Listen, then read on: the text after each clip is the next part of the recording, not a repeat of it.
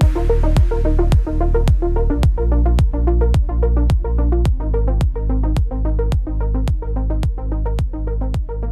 my name is McFarland. I'm the Manager of Information Design and Experience at Disney Vacation Club.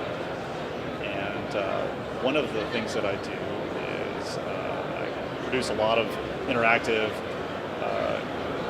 content for guests and even, of course, our cast members, so that they can basically help guests learn more about Disney Vacation Club. The benefits of using digital signage for us really are to help people. People, they either want to know more about something and know how to get someplace. Certainly at the Disney Vacation Club, obviously, we use it in a way to explain a lot of what may seem like complicated ideas in just really simple, interactive ways. So we tend to use a lot of touchscreen technology, so we're very much into interactive technology. We have probably about 150 different touch screens all over.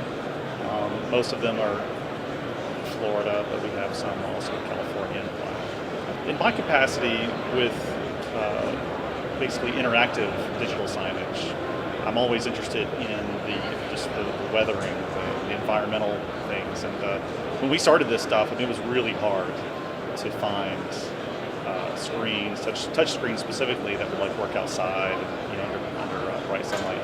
That's really changed here in the last few years, and so I'm really excited to see all the weatherproofing. I just saw a kiosk out here that where they're basically just having constant rain on the screen, and it's still very bright, and they've got spotlights shining on it. We've been waiting for that for a long time. That's definitely one thing. That to me is one of the things. It's one of the biggest, I think, misses that I see with digital signage is. I think in today's world, when everybody has a touchscreen in their pocket, the expectation has come to that, to where they really expect that everything's going to be interactive. And so I think that whenever I go and touch something, it's I want more information. It's almost always that way. You almost always want more information when you go and see a piece of digital signage that you have the ability to touch. So when you tend to want to touch it. And I see people doing it all the time, and it's a big disappointment when it doesn't go any farther. That's the base. That's what we're trying to do basically. Is all the things we do, they're all touch screens. The screen technology certainly advances probably about I would say, seems like 5 to 7 years. You're probably switching out screens. Content. When we first started, we have this the application we're using today.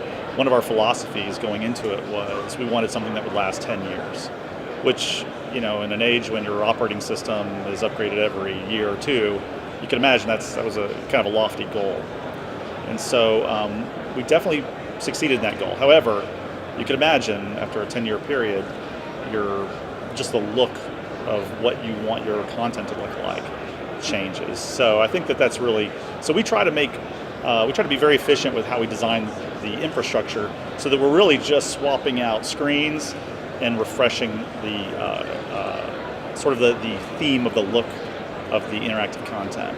One of the things that we did well, that I keep finding that we're benefiting from, is we worked with our technology department. In some other companies it's IT, for us it's technology.